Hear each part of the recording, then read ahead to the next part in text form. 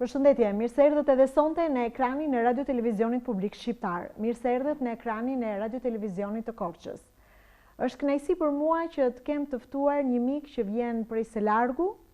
Herën e fundit kur kemi patur mundësi të takohemi, të bisedojmë, ai në Finland e unë në Shqipëri, në një ditë shumë të rëndësishme, ditë të shenjtë do ta quaja për gjuhën ndërkombëtare, për ditën ndërkombëtare të gjuhës anëtare. Ne kemi mundur të komunikojmë për së largu e të ndajmë përvoja të bukura. Në fund të bisedës më premtoi se do të vi në Shqipëri, do të vi në Korçë, do të zhvillojmë gjëre gjatë, një bisedë për gjithë veprimtarinë e tij, që është një veprimtari e gjerë në fushën e shkencës dhe të arsimit shqiptar. Kënaqësi që sonte kam për herë të parë në një bisedë të zgjeruar zotin Ragip Kçiku. Ragip, mirë se erdhe në Korçën tonë. Mirë se u gjeta në Korçën, i vetmi qytet shqiptar evropian, në Korçën e bukur. Faleminderit Edhe për them pa vlerësimin. asnjë hezitim, është e vetmja Korça e cila më mbush në mënyrë të Evropës perëndimore. Me bulevarde, me qetësinë, me kulturën, është këtu ndihem sikur në Finland. Sinqerisht po ta them. Faleminderit shumë. Ragip, je rikthyer në Kosovën tënde edhe në Shqipërinë tonë. Po, jam kthyer në atë tonë të përbashkët që kemi këtu. Pas shumë vitesh. Po, 25 vite. Pas shumë vitesh në Finland ju vendosët të riktheheshit. Pse ky vendim? Po, pensionova tani. Mbaroj shekullimi veprimtarisë aktive në arsim dhe nuk kam tjetër atë dhe këtu e kam. Por ne do rikthehemi sërish pikërisht aty ku ju keni dhënë një kontribut shumë të madh. Keni vendosur që në vitin 1992 të largoheni në Finland. Po. Edhe sapo u vendosët aty, natyrisht ju nuk kishit se si të shkëputeshit nga veprimtaria të cilën e kishit filluar dhe më herët. Absolutisht, një profesion që kishim zgjidhur me kohë, që ishte bërë si pjesë e jetës sonë, dhe tjetër zanat, themi, në pejorative, nuk kisha tjetër. Aty isha, në si fillim, i morëm të bënim punë vullnetare me nxënësit, derisa u rregulluan ato procedurat finlandeze, e shtetit finlandez, pastaj filloi puna në shkollat shtetërore, filloi gjuha shqipe. Ragip, në momentin e parë që ju shkuat, si filloi puna për identifikimin e numrit të familjeve shqiptare, të cilët jetonin dhe punonin në Finland? Ishte e lehtë, nuk ishte shumë shqiptarë, ishte ndoshta 300 shqiptarë ishin përpara nesh, përpara vitit 1992. Dhe të gjithë ishim në përkampe. Atëherë nuk ishte e lehtë për të identifikuar ku janë shqiptarët. Ishin në përkampe. Secili region kishte një kamp. Dhe duke pasur atë infrastrukturën e mirë në Finlanda, kishte mundësi komunikacion e tjera dhe qarkullonim deri 1000 kilometra, qarkullonim që të njiheshim, që të temi në një formë që të mbajmë atë shpirtin e përbashkët kombëtar, sepse dihe se do pëlqas lufta në Kosovë, që t'jemi më të organizuar këtë aspekt, o për ndihma të ndryshme ekonomike, o për aktivitetet tjera që i bëheshin, jo para për armatimin e UÇK-s, jo para për 3% për të ndihmuar arsimin në Kosovë, jo për nevoja të ndryshme sociale e tjera. Domethënë ishim të organizuar sikur të ishim një familje. Kryesisht ishin shqiptarë që vinin nga Kosova apo dhe nga Shqipëria dhe nga Maqedonia e Veriut? Kryesisht ishin shqiptarë nga Kosova, nga Shqipëria kishte më pak kishte, dhe ata disa ishin të martuara me shqiptarë nga Kosova. Kështu kishte edhe shqiptarë kosovarë të rritur në Shqipëri, që kishin përdor atë gjendjen civile, domethënë sikur prejardhje se jam nga Kosova dhe nuk ishte e lehtë atëherë për të marrë qëndrimi i përhershëm ose për të pranuar azili, qoftë ekonomik, qoftë politik e tjera.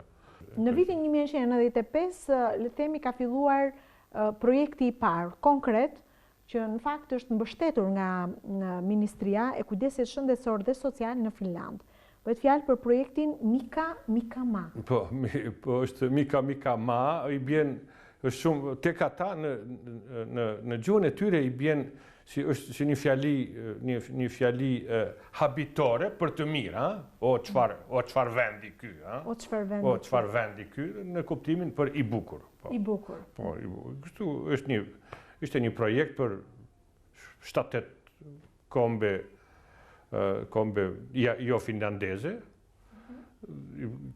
si padyshim i financuar nga Bashkimi Evropian për minoritete, ku ta diu për migracionin, dhe aty isha, nuk e di, duket që isha i vetmi me një kompetent nga shqiptarët, me një kompetencë shkencore. Dhe kështu erdhi dikush, më ftoi dhe u bashkova. Aty ajo është një projekt më i madh, është për herë parë u përkthyen 5 pralla shqipe, u përkthyen në finlandisht edhe në suedisht, sepse atje kishte edhe shqiptar në zonat suedeze, sikur në Dropull për shembull këtu po tishin. Reagipsi u bë përzgjedhja e prallave? Po u bë kështu, të them drejtën, duke pas përvojnë, jo tregimet e Mitrush Kutelit të famshëm që vendasi juaj, dhe jo ato tjerat nga Veriu, kështu sa më të lehta për fëmijë që unë mendoja se janë të lehta. I përzgjodhen nga zonat të ndryshme të Shqipërisë? Po, patjetër. Bile dominojnë ato prallat e jugut, po. Kjo ishte çerdhja e Shqiponjave? Ky ishte projekti? Ne, domethënë, ai si emri përgjithshëm, po. Ju vetë e emërtuat kështu? Unë vetë e emërtova kështu. Çerdhja e Shqiponjave. Çerdhja e Shqiponjave, duke aluduar në flamurin tonë, në simbolin tonë. Sa impakt patën? Po, ato ishte detyrim i çdo mësuesje që ti përdor për nxënësit shqiptar. Edhe në Kopësht edhe gjithkund. Ishte detyrimaj. Nuk ishte se ato po qarkullën nëpër familje. Ato i marrën shkollat finlandeze edhe kopshtet finlandeze, edhe shkollat parashkollore.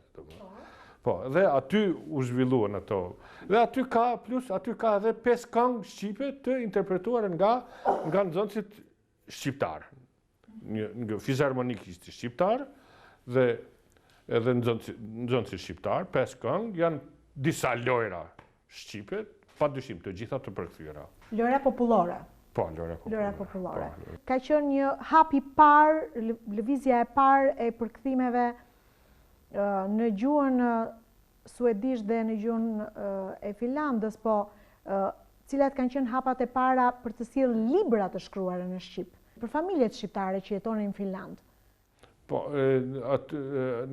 si fillim, ata paguanin tekste që ne sillim nga Shqipëria.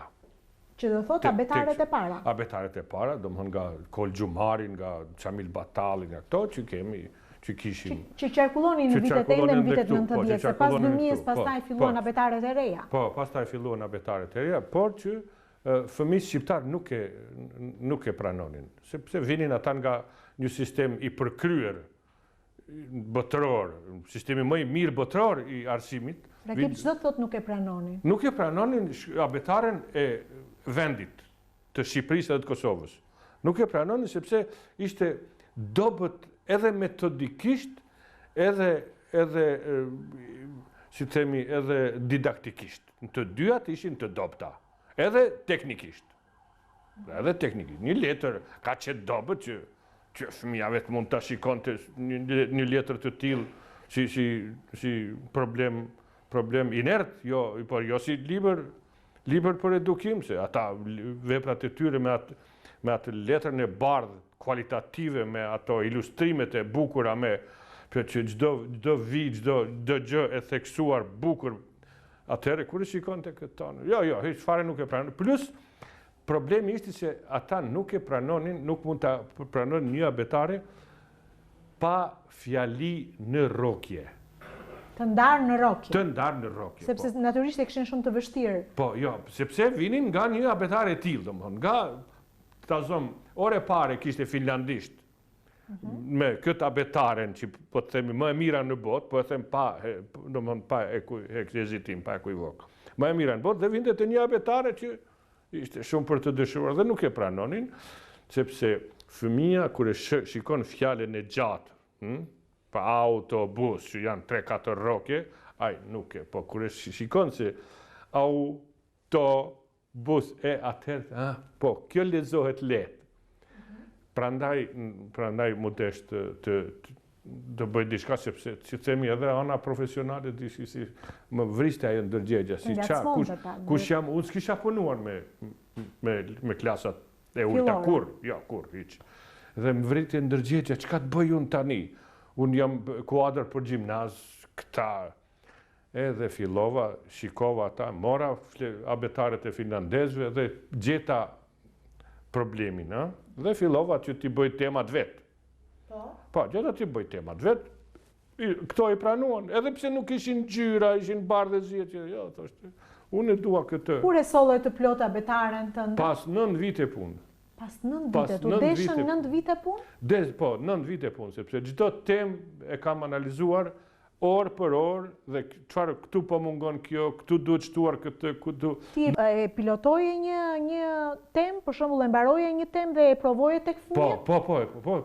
Po, e provoja, po, dale, se si reagoni, si duhet ta mësoj fëmia shkronjën dhe ai me qenë se finlandezët nuk kanë 2 shkronjësh, po gati as Evropa s'ka 2 shkronjë përveç 2 shkronjë që anglezët thëja që është jetë.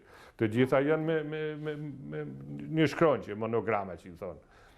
Dhe atëherë unë u desh që t'ja vë përballë shkronjën D ta zëm me fjalën darët, dhe fjalën dh me fjalën ta zëm dhia.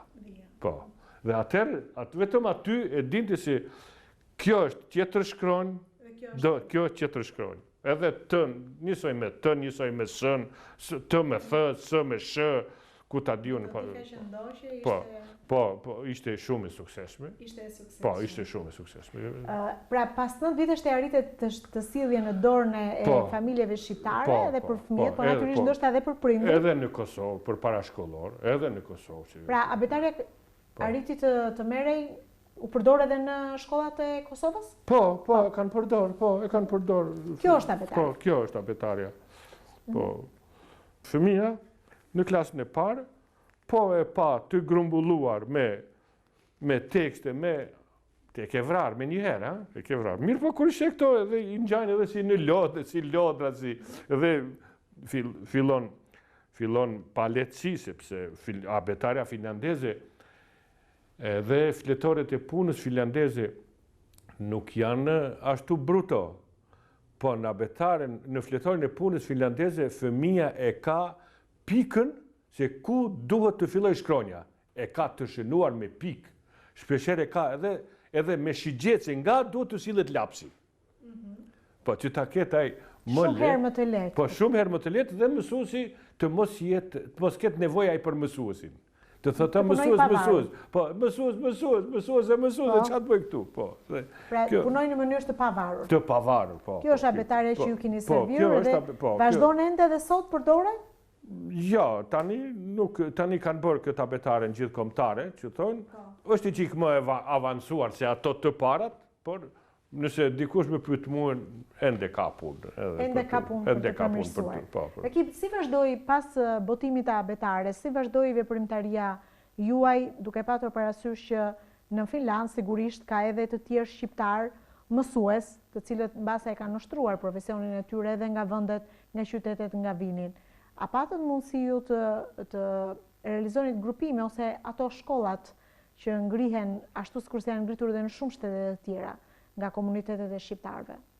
Çdo qytet që ka kërkuar dhe ka pasur 5 nxënës shqiptar, ose qoftë kurd apo që ka pas 5 nxënës të komunitetit të vetë, e ka bërë kërkesën, ati domosdoshmë ju ka lejuar gjuhamtare. Ligji e nëse komuna ka lek, ka para, nëse komuna, e ndihmon nëse ka para, nuk është e detyrueshme, por në asnjë vend nuk ka ndodhur që të mohohet. Në asnjë qytet s'ka ndodhur që të mohohet, të gjitha e kanë pranuar. Të gjitha e kanë pranuar? Të gjitha qytetet, kush ka bërë kërkesë e kanë pranuar, po. Do thot edhe në qytetin ku ju jetonit ka pasur kërkesa të kësaj natyre? Po, ka pasur kërkesa dhe janë realizuar, po.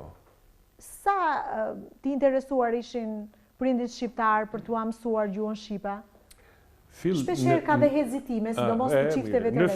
Në fillim, deri të 2005-2006, më së shumti kanë qenë shqiptarët të cilët kanë frekuentuar gjuhën shqipe, gjuhën amtare. Gjuhën amtare, më së shumti kanë qenë. Po, pastaj se çfarë ndodhi nuk e di, por gjërat mira nuk ndodhen. E di që një nga armiqët e mësimit gjuhës shqipe u bë sporti i futbollit. Mbaheshin në të njëjtën kohë dhe prindrit thoshin, jo, do të përçoj djalin në futboll, për shembull. Më mirë në futboll se sa të mësoj gjuhën shqipe. Po, se mësoj gjuhën. Pastaj erdhi elementi islamik. Nuk din nga i financuar, por që ajo ndodhi sepse fëmijët tanë mësimin islam e bënin me fëmijë somalez, me arab, me kurd, me turqi. Dhe në mesin atyre islamistëve, të cilët ata nuk kishin tjetër fe, ata të gjithin ishin musliman, nuk ishin sikur fëmijët tanë që dinin që ka shqiptar të krishterë, ka. Mirë, por fëmijët tanë si minoritet në mesin e atyre 5 kombeve të tjera, u inkuadruan me ta, u futën me ta dhe filloi duke rënë. Pra ra interesi për të mësuar gjuhën shqipe. Po, ra interesi për gjuhën shqipe. Pra nga viti 2006, po thone deri tani vazhdon në njëjta situatë? Po, vazhdon në njëjta. Sa që numri shqiptarëve gjithmonë shkon në rritje, por interesi është i ulët. Por interesi ka ngecur aty, domethënë, me 10 mësues nuk ka më shumë. 10 mësues. Me 10 mësues nuk ka më shumë. Po. Në vend që të bëheshin 20 mësues e tjera, nuk u zhvillua. Nuk u zhvillua. Megjithatë, përgjatë këtyre viteve ju keni arritur të zhvilloni dhe aktivitete artistike, kulturore? Po, kemi, nuk kemi shkuar në ditë të veçanta? Po, edhe me shoqata tjera kulturore artistike andej, kanë qenë shqiptarët kanë qenë aktiv në këtë. Arinë fëmijët e shqiptarëve të njohin pikërisht këto ditë të veçanta, rëndësinë e kombit shqiptar? Po, rrinë sidomos dita e pavarësisë e Shqipërisë dhe dita e pavarësisë e Kosovës janë ditë të veçanta, ditë të shënuara. Dhe i festojnë qoftë edhe fëmijët që i frekuentojnë shkollat islame, edhe ata i festojnë të 2 ditët, edhe pavarësinë, edhe 28 nëntorin, edhe 17 shkurtin. Ditën e pavarësisë së Kosovës. Po. Ndërkohë, përveç kësaj pune intensive që ju keni bërë një pune voluminoze, punosh për 9 vite për sjellë në mënyrë perfekte një abetare, sigurisht që nuk është kaq e thjeshtë, ju keni vazhduar njëkohësisht veprimtarinë tuaj shkencore, duke punuar e duke sjellë për publikun fjalor, botime të ndryshme, për shembull një prej tyre ne e kemi këtu, bëhet fjalë për historinë e arsimit shqip, një libër voluminoz që natyrisht ju ka kërkuar kohën e vet edhe për të hulumtuar.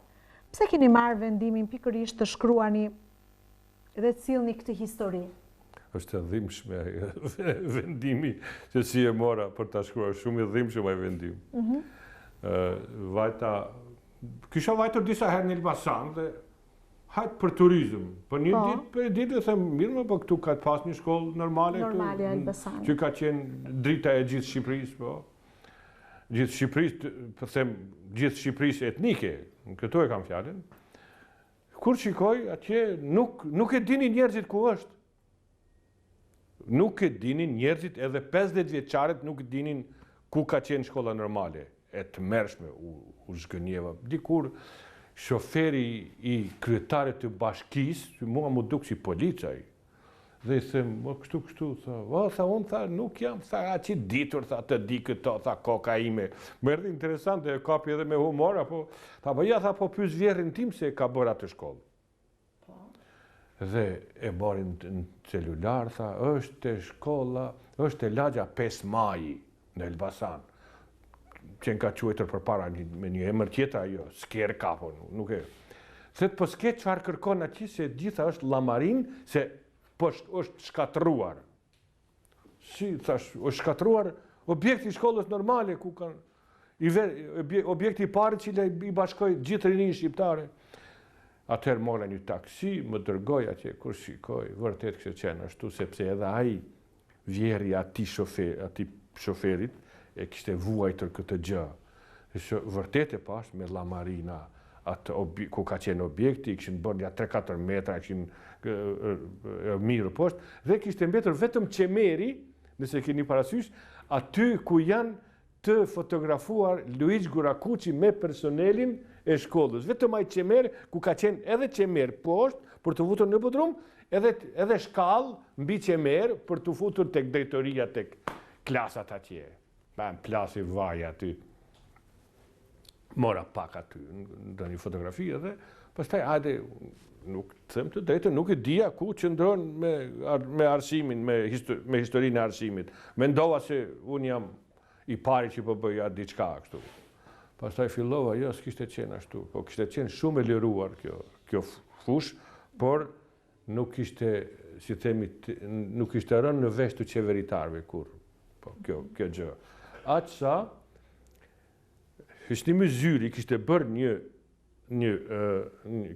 një monografi për shkollën normale të Elbasanit, dhe shkolla pedagogjike që kishte trashëguar gjithë arkivin e ish shkollës normale të Elbasanit, dhe që kishte trashëguar dhe kishte marrë dhe emrin e Luigi Gurakuqi, dhe kishte aty atë muzeun, nuk e kishin këtë libër, të cilë kishte shkruar një Elbasanas, dy herë doktor shkencash.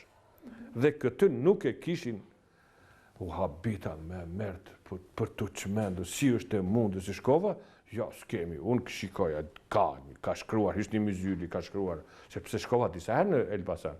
Dhe dikur, profesor Bujar Kaplani, e nxorin nga universitetit të vetmin, e skanoj dhe ma dërgoj.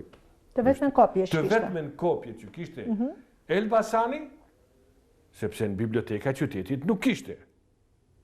Bile, asaj drejtore sigur i erdi pak mërzi që kërkova, po. U tregove këmbgullës edhe... Po, edhe shkolla trashëgimtare nuk e kishte, po, ja, për fat universiteti, e kishte Universiteti Elbasanit. Këtë dhe e mora, ma dërgoj të skanuar, pastaj e bëra libër, shkova, e shtypa, dhe kjo ishte historia. Pastaj, vazhdove të hulumtoje dhe të kërkoje më tej. Të bëj diçka më ndryshe se ato të tjerë që kishin bërë për para meje. Ju keni përfshirë në këtë libër historinë e arsimit shqip në të gjitha trevat shqiptare. Po. Në të gjitha trevat shqiptare. Ku ka qenë më e vështirë, përveç këtij episodi që na treguat për shkollën normale të Elbasanit, ku ka qenë më e vështirë për të gjetur pastaj arkiva? Atje ku ndoshta ju shihni që kishte edhe hapësira që s'kishin një koherencë.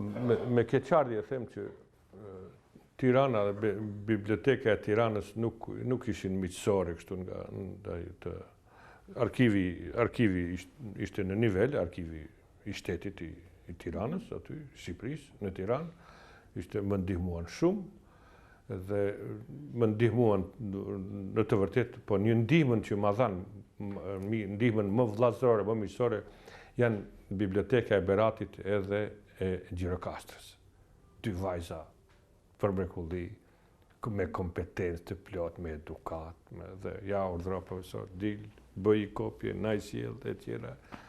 Ju keni kërkuar në çdo bibliotekë dhe arkiv të çdo qyteti? Po, patjetër, se nuk ka... Sa kohë ju është dashur që të grumbulloni gjithë materialin? 2 vite materialin dhe 4 vite punë. Dhe 4 vite punë? 6 vite, po. Besoni se me këtë libër që keni sjell historinë e arsimit shqip, Njerëz, ngjarje dhe shkolla, ka shteruar gjithë burimi? Domethënë nuk kam më se çfarë të humbtosh? Burimi nuk shteron kur, nuk mund të thuhet ajo, por unë mendoj se kam kap personat kapital, ngjarjet kapitale dhe shkollat kapitale. Kur themi personat kryesor që kanë ndikuar në zhvillimin e gjuhës shqipe, të arsimit shqip, e ka që nga Pjetër Bogdani deri tek Fadil Sulejmani. Domethënë njerëz të cilët kanë dhënë edhe jetën për shkollën edhe për gjuhën shqipe. Deri në këtë periudhë mendoni se pra në këtë kohor ju besoj se të gjitha burimet i keni marrë dhe... Po, unë mendoj se me themelimin e Universitetit të Tetovës, të cilin e bëri edhe me, si themi, edhe duke hangër dajak profesor Fadil Sulejmani, mendoj që tani të tjerat nuk janë, si themi, të tjerat janë procese. Deri aty ishin mision. Deri te Universiteti i Tetovës ishin mision. Misionari, e dim që është misionari, po, ndërsa tani janë proceset nuk kanë, nuk të pengon kush, e bëre, nuk të pengon kush, ligjet të lejojnë shteti. Po, nuk janë histori, këto janë histori që u bën si mision, që kur për shembull ai Hasan Prishtina shiti gjithë pasurinë për të bërë shkolla, për të financuar shkollat shqipe dhe kontributin më të madhin financiar për Normal Elbasan ka dhënë Hasan Prishtina, të tjerë të thonë çfarë të duan. Po Hasan Prishtina ka financuar mbase gjithë atë. Po, dhe nuk flitet, nuk thuhet. Prandaj them, Shqipërinë e kemi të përbashkët, shkollat e kemi të përbashkëta. Thonë atje, jo, po Ernest Koliçi ka dërguar mësuesit atje, ka bërë. Ka dale, i kemi paguar, ne si kombi kemi paguar. Po, dhe ka pasë edhe detyrë për ta, pse ishte një shtetaj. Atëherë, kur punoj ky, Ernest Koliçi ishte një shtet. Do të ishte turp, po nuk hapte shkolla në Kosovë. E nuk është sukses për hapi shkolla. Nuk është fare, është proces. Se u bë Shqipëria jo pjesë, dhe kishte detyrim. Si ishte ndonjë vepër patriotike. Po vepër patriotike është ajo kur Fadil Hoxha erdhi në Tiranë dhe i tha, kaloi shtetin, dhe i tha Enver Hoxhës, më sjell 200 mësues. Sepse nuk kam mësues. Më jep kaq abetare. Po, më jep filan makinën për me shtyp gazetën. Po, filan makinën në filan vend, i tha Idris Regja që kishte qenë aty, profesor Idris Regja, dhe Enver mbeti, thot, po nuk e di, thot, se kishin qenë Idris Regja dhe Enver Hoxha kishin qenë bashkë këtu, në këtë Korçën e famshme, në liceun francez të Korçës. Edhe thot Enver, edhe atëre kishe syrin, thot e kishe syrin e burgi. Dhe, do më thonë, dhe nuk flitet për Fadil Hoxhën, sa po u kthy atje e mori Ozna, e mori sigurimi serb, e mori në pyetje, çka ke fol ti me Enver Hoxhën, çka ke kërkuar ti? Aty na që ka bërë që ka fol ky me Enver Hoxhën, për problemi ka qenë pse ti kërkon që të hapen shkollat shqipe. Po, ky ka qenë problemi. Problemi, e vërtet. Prandaj po them, unë kam shkruar për misionarët, jo për proceset. Proces, të zëmë, Universiteti i Tiranës u hapë. Pa ishte turp Universiteti i Tiranës kur u hapë. Vetëm 13 vjetë për para Universitetit të Prishtinës. Pse nuk u hapë Universiteti i Tiranës me 1927? Kuadri ishte i bërë, kuadri nga Roma, nga Stambolli, nga Vjena, nga Parisi, kishim kuadrin më të mirin botë. Pse nuk u hapë me njëherë? Aty duhet dikur u hap, dikur, po do hape dikur një universitet, se nuk mund një shekull të jetoj një shtet pa universitet. Rakip, ju vazhdoni ndiqni, besoj, gjitha zhvillimet që ndodhin në arsimin shqiptar, qoftë në Kosovë, në Shqipëri apo në Maqedoninë e Veriut? Po, mundohem, me qenë se është pjesë e jetës sime, mundohem që të jem me kohën. Si do ta përkufizonit? Si do t'i përkufizonit ju zhvillimet e fundit në arsimin shqiptar? Si gjithmonë, ndoshta unë jam pak egoist dhe nuk jam i lumtur fare, jam i kënaqur se derisa këtu në Korçë kemi katedër me 5-6 student. Do më thonë, diçka nuk funksionon, dhe në Tiranë po mbyllen po mbyllet dega e gjuhës shqipe, dhe në Prishtinë është mbyllur dega e muzikës, se s'ka kuadra tjera, ne nuk mund të themi lumë si ne jemi shumë keqë. Për Maqedoni nuk di, po Maqedonia kur nuk ka qenë për lakmi, të them drejtën. Kur s'ka qenë për lakmi Maqedonia me shkollimin. Edhe tani atje po regjistrove një deg, vetëm ke lek dhe do ta përfundosh. Edhe do doktorosh edhe të gjitha do t'i bësh. Çfarë besoni, profesor Akipi, që nuk shkon në procesin e arsimit në Shqipëri, ndoshta në artimin e teksteve, ndoshta në procesin e mësimdhënies, ku besoni se ka diçka që nuk shkon? Vetëm llogaritja e vlerësimi i librit, i tekstit shkollor, si element përfitimi. Derisa kjo të ekzistoj, si mjet përfitimi, teksti shkollor, derisa kjo të ekzistoj, kur arsimi kur them në Shqipëri, flas për gjitha trevat, po, nuk do të përparoj. Në asnjë moment, libri konsiderohet për përfitim në të dy ministritë e arsimit. Si në Shqipëri, si në Kosovë, për fat keq është mjet përfitimi dhe asnjëherë kur dikush konkuron për një tekst, asnjëherë nuk pranohet pa e ditur se kush ka shkruar këtë libër. Jo me shifrat që ka qenë përpara, një shifër ke dhënë edhe ti ke ditur cila shifra është e jote, po jo, tani nuk pranohet. Duhet ditë, është e Ragipit, po jo, nuk bën. Po, dhe nuk ta pranojnë pa e ditur, nuk ta pranojnë në konkurs, pa e ditur e cilës shtëpi botuese është. E këtu është dështimi, dhe atëherë merren vesh dallavere, jo me shtypin, jo me botuesin, jo me ilustratorin, jo me recenzentin, me të gjitha janë korrupcion. Absolutisht, 100%. E them patur. Një gabim në arsim koston shumë. Ju koston brezave të tërë. Çfarë sugjeroni ju për të mos përsëritur gabimet të tilla? Për të mos përsëritur, thash që përsëri kthehem tek teksti shkollor, që teksti shkollor të ketë qëllimin e didaktikës, jo të përfitimit, të kujt do qoftë, dhe se të mësohet nxënës si ynë që kemi një atë dhe. Dhe njeriu mund të hajë gjithku, po shpirti nuk do ta ketë kur të plot dhe gjithmonë në vend të huaj, edhe po të jetë drejtor, kryetar shteti, ai është i huaj. Është i paragjikuar, sepse ai e ka atë epitetin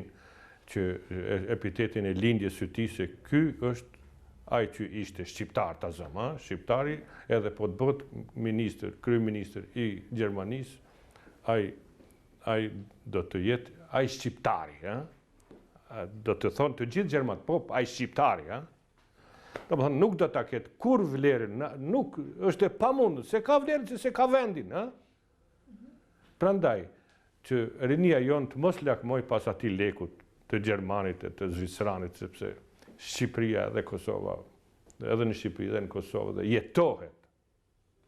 Njeriu mund të jetojë edhe pa një Lamborghini, dhe mund të jetojë pa një Benz, po mund të jetojë me një Opel, që të kënaqet me atë që e ka shokun afër, komshin afër, vllajin afër, nënën afër, dajën, nipin e tjera. Kjo është jeta. Tjerat janë për të dëshiruar. Profesor Akipi, ju keni hulumtuar edhe keni sjell në fakt për publikun edhe fjalor terminologjik. Po. Edhe kjo është, si të themi, gati si halli i normales Elbasanit.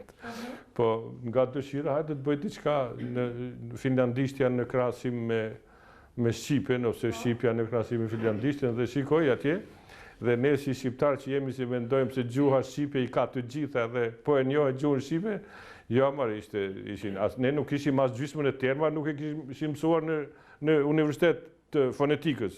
Ne kishim mësuar vetëm terminologjinë e fonetikës shqiptare. Po? Dhe shikoj atje kishte disa ndryshime fonetike që as kishin emër, as biemër në terminologjinë tonë që kishim mësuar.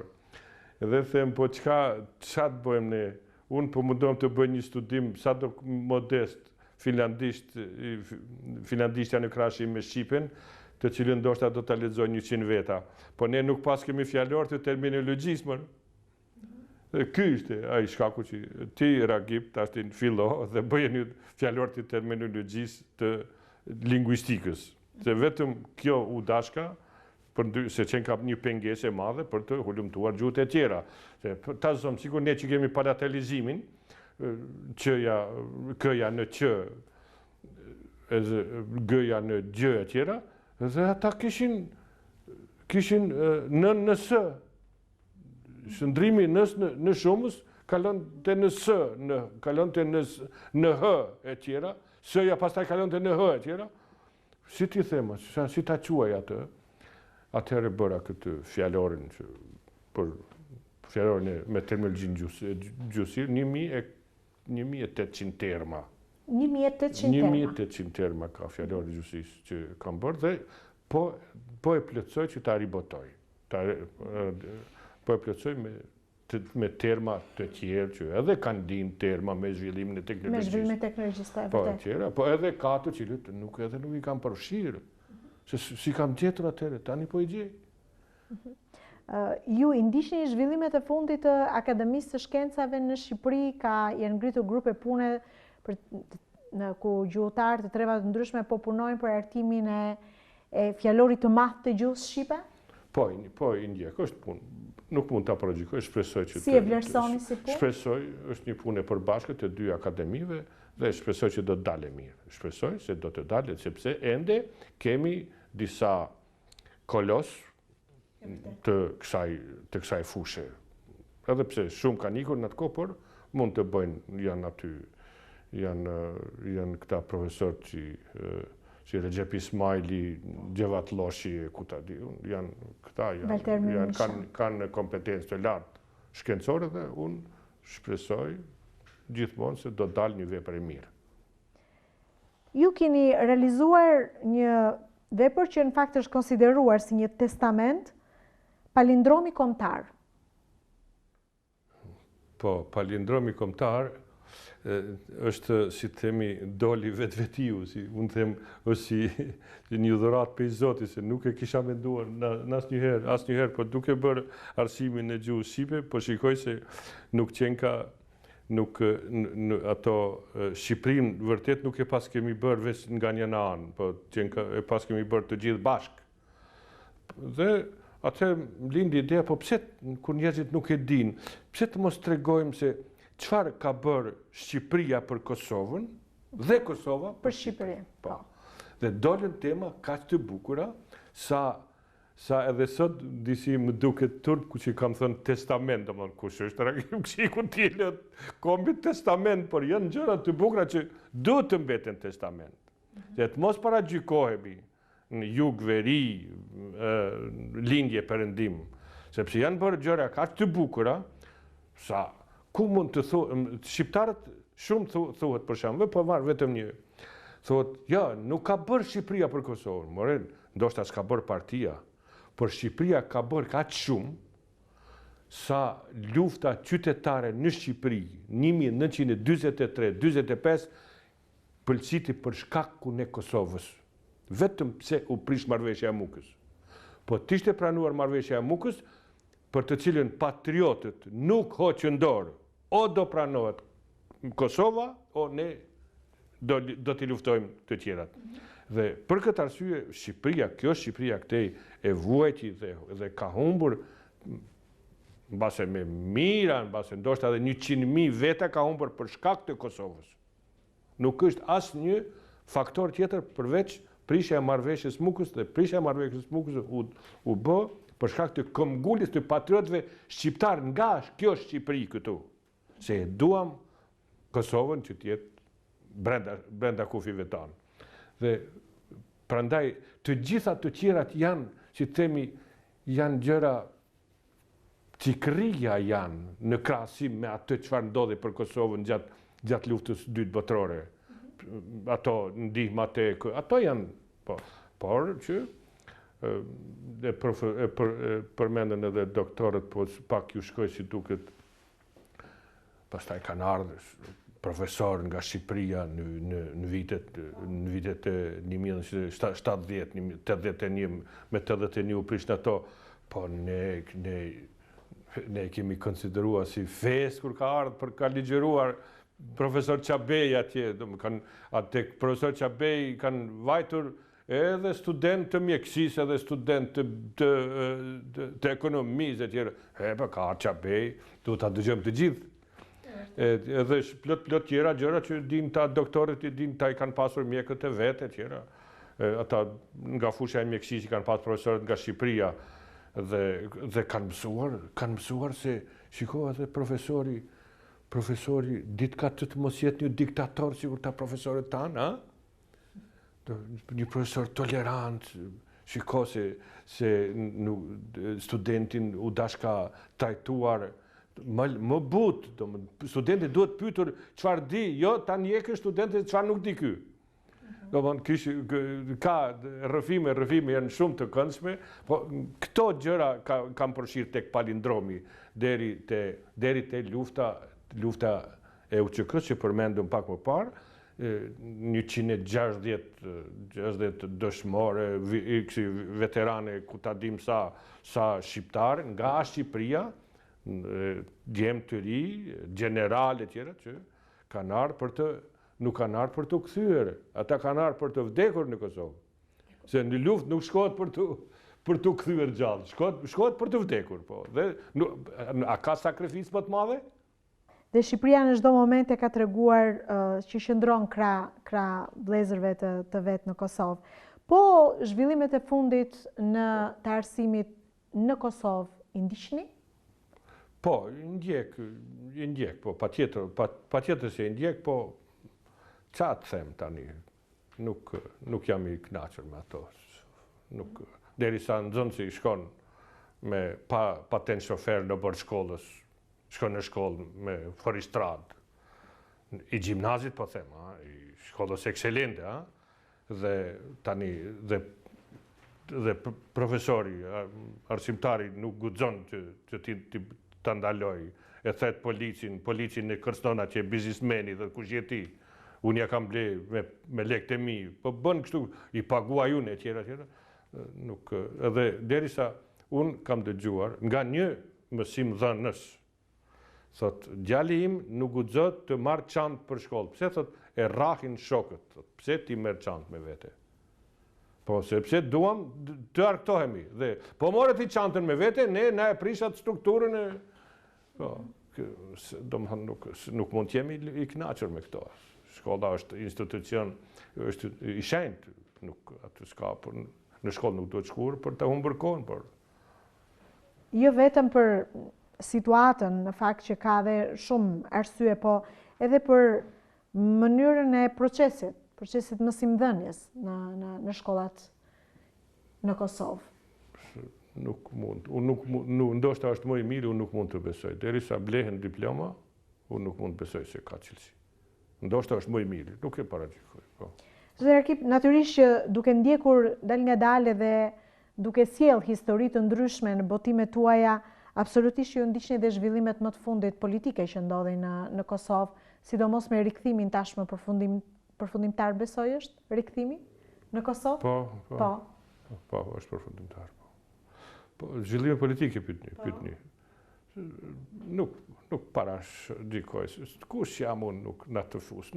Politika nuk është fushë ime dhe nuk dua të bisedoj për ato gjëra. Po, e dua më të mirë, nuk jemi më së miri, këtë e dim të gjithë, po tani janë gjëra që unë nuk jam personi i duhur që mund të jap një. Si e gjetët ju vendlindjen tuaj pas kaq vitesh? Hiç, unë nuk jam shkëputur nga vendlindja, sepse 4 herë në vit ka marrë në vendlindje. Dhe për mua është të gjitha zhvillimet, të gjitha ato ngritje të rënjet, unë i kam përjetuar, i kam jetuar. Duke ardhur 4 herë në vit, unë nuk jam shkëputur as nga miqësia, as nga shoqëria, as nga si them kam bërë jetë të dyfisht, Finland, Kosovë. Po, Finlandën sielat, flasë në a patët mundësi të linit mjaftueshëm burime në Shqip për gjithë familjet shqiptare, se ndoshta në një ditë këta fëmijë, këto breza do të reflektojnë për të rikthyer gjuhës anëtare. Kështu, ndodhi kështu. Ne morëm, sollëm libra nga Shqipëria, me një profesor, një Ahmet Musa, tani ka kaluar, është bërë i Krishtera dhe është bërë shqiptar Shaljani, s'ka rëndësia jo, punetia. Po mirë, por kemi qenë tandem. Po edhe në Shqipëri kemi sjell libra me, si themi, me kilogram të mëdhaj, dhe i dërguam atje në për biblioteka, në për ata i shpërblyen, i paguan që kundër pesh, po i paguan, i dërguam, dhe pas 4-5 vitesh vajtëm për të kërkuar disa libra. Tha, jo, s'ka, pse? Si s'ka? Po i kemi sjell një, thët, po i keni sjell, thët, po vetëm na e kanë zënë, thët, hapësirat në vitrina, thët, se askush nuk ishte interesuar, dhe një libër që nuk kërkohet 3 vite, thët, largohet nga raftet. Kjo është fati keq. Kjo është për të ardhur keq. Megjithatë, ju keni bërë përpjekje maksimale në kohën që jetonit në Finland, edhe për të krijuar marrëdhënie, le të themi, me Ministrin e Arsimit në Shqipëri. E keni pasur këtë mundësi për të kërkuar zhvillim më të fundit, për të kërkuar dhe abetare dhe libra, të cilat për të patur, le të themi, një lloj paralelizmi me atë çka ndodhte në Shqipëri, pse jo edhe në vende të tjera ku ka shqiptar. Si ka qenë përgjigjja? Kosova duke pasur një përvojë më shumë me diasporën, sepse diaspora, pa them më e re, kur them kështu më e re, është aty te vitet e 60-ta, Kosova migroi me të madhe, dhe kishte një përvojë në këtë arsimin jashtë atë dheut, po, me emigrant, dhe filluan seminaret, filloi kjo Ministria e Arsimit e Kosovës, seminaret të mësuesve që jetonin në diasporë, dhe dikur u bashkua edhe Ministria e Shqipërisë me vonesë edhe jo në mënyrë të natyrë, disa sikur i nxiti Kosova, domethënë duke e kërkoi me dhunë që të bashkohen, dhe u bashkuan dikur. Po kështu ka qenë, se unë i mbaj mend proceset që në fillim. Bile ka pasur qytete që as nuk ka dalë kryetari i bashkisë që të na pret 200 mësuese nga diaspora, dhe nuk ishin vetëm nga Kosova, po më shumë ishin nga Shqipëria. Pas as ka dalë që të na përshëndes fare. Po gjë që nuk do të thonë që të gjitha kanë qenë, ka pas edhe momente tepër të bukura nga kjo, por po them që kështu filloi me vështirësi të mëdha. Po pse është ky ministër, s'është i partisë sone, qytetin tonë e udhëheq filan partia, dhe hajde more hiqu këtyre, domethënë kështu gjëra që i morën si partijake, jo si kombëtare. Edhe aty i kemi thënë të gjitha, në për këto seminare që mbahen që nga vitin 2008, sa mbaj mend. 2008? Që nga 2008, po mbahen këto seminaret e diasporës me mësuesit e hujbili. Po, dhe aty i kemi thonë, me thonë drejtën që pak i kanë pranuar, pak ato, edhe kur janë pranuar ato sugjerimet për diasporës, disi janë munduar të gjejnë personin e përshtatshëm që ta kenë për vete afër, dhe sikur e thamë më përpara me ato interesat personale, dhe një nga këto, pastaj njoha edhe diasporën, edhe mësueset nga Italia, nga Greqia. Të doja të pyesa, arritët të krijonit një network në Greqi të mirë? Jo, në Greqi, pastaj vulltova disa herë, lindi një propozim që të dërgojmë disa vepra, disa abetare atje. Dhe disa mësuesve ju pëlqeu kjo abetare. Edhe shkova thjesht për të ndihmuar, për misionin, dhe atje takova rastësisht, se s'kishim ku t'ja jepnim, do më thonë, hajde t'ja japim, t'i dërgojmë në konzulatën shqiptare në Greqi, në Selanik. dhe aty takuam zonjën Pavlina Evro Ylli, e cila na priti në mënyrë të mrekullueshme, dorëzuam disa abetar, disa vepra aty. Dhe po kjo nuk ishte, kjo si themi, nuk thuhet sakrificë, se njerëzit kanë dhënë jetën për gjuhën shqipe, po çfarë sakrifice? Një mision ashtu. Se ne ecim në për Kadife, ata kanë ecur në për zjarrat para nesh. Dhe mirë po, kënaqësia ishte se për herë të parë në jetën time takova në Selanik një institucion shqiptar i nivelit evropian. Për herë të parë.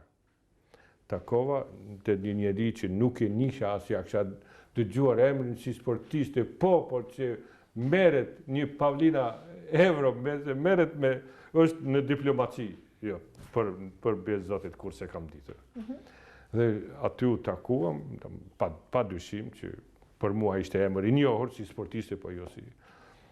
Dhe pash një mrekulli aty që kishte ndodhur, një qetësi absolute, një punë që themi prej Gjermani, ata punëtorë aty që ishin, as një radhë, as një keqkuptim, as një, dhe për herë të parë pash derën e konsulit, ose konsules në këtë rast, hapur.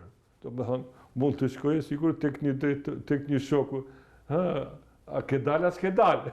Do me thonë, kaq liberale dhe kaq shumë kishte respekt edhe punë, edhe përgjithësi. Si u prita betarja në komunitetin e shqiptarëve në Greqi? Mirë, tani atje, i ka shpërndar ato, ka shpërndar zonja Paulina me ato mësuese që ka bashkëpunuar me ta, nuk, sigurisht, pa dyshim, i kanë shudzu. Ke bërë përpikje për ta shpërndarë betaren dhe në vendet të tjera? Ati ku ka shqiptar? Jo, atje ku paguan shteti, jo. Po në Greqi atëherë nuk paguan të shteti. As shteti ynë, as shteti grek. Për shteti grek edhe sot nuk paguan, po tashti paguan shteti shqiptar dhe nuk kishin abetare, nuk kishin tekste të përshtatshme, po përfundoj me atë kështu. Përdoret, në informacion që ju kini, përdoret ende kjo abetare për gjithë ata që kanë interes? Ka njerë, ka mësues që përdoren dhe nuk mësues që nuk ishin dorë nga kjo, sepse ju vjen më lehtë se jo se është... Metoda e përdorur është shumë herë me thjeshtë. Çfarë keni aktualisht në dorë, zotë Rakip? Me çfarë po merreni tani, edhe pas kthimit tuaj në Kosovë? Aktualisht, po pret shtypin një monografi e fshatit tim, ku jetoj, po pret shtypin është... Ju jetoni në? Në fshat Sojev, quhet, afër Ferizajt, 5 kilometra. Edhe po përgatis asë liber me rrëfime, si malkimin po përgatis. Kështu e keni titulluar, malkim? Kështu po, rrëfime, po është malkimi, do më thonë si këta që thonë karma, mua më duket është më rënd kjo edhe më shqip malkimi edhe është shumë tinglon rënd, tinglon sepse edhe temat janë të rënda. Mirë, ne të falenderojmë shumë që gjithë e kohën në u bashkove dhe ndave me teleshikuesit tanë, përvojën e gjatë që ke pasur në fakt në emigrim, po natyrisht me dëshirën e madhe që të vazhdoni të jepni kontribut edhe në vendlindjen tuaj, edhe në Kosovë. Kënaqësia ishte imja që isha tek ju mysafir. Kështë Korça gjithmonë, sinqerisht Korça, kur shkoj në Shkodër filloj të këndoj, ndërsa kur vinë në Korçë filloj mendoj për arsimin, mendoj për historinë e arsimit edhe për kulturën, për qytetin që thash, i vetmi qytet evropian për mua. Falenderojmë shumë edhe të urojmë shumë suksese në gjithë projekte që do të kesh në vazhdim. Edhe ju uroj suksese, faleminderit, sukses për TV Korçën, TV Shën. Faleminderit. Ne kishim në një bisedë shumë interesante zotin Rakip Kçiku, një veprimtar do ta quaja të rrallë i cili ka dhënë një kontribut të çmuar në Finland prej shumë vitesh dhe absolutisht që ai do ta vazhdojë këtë veprimtari edhe në Kosovë tashmë që ka vendosur të kthehet përfundimisht. Ju falenderojmë edhe sot që keni zgjedhur ekranin ton për të qëndruar me ne edhe për të njohur me personalitetet që sjellim në ekranin ton. Natën e mirë për sot.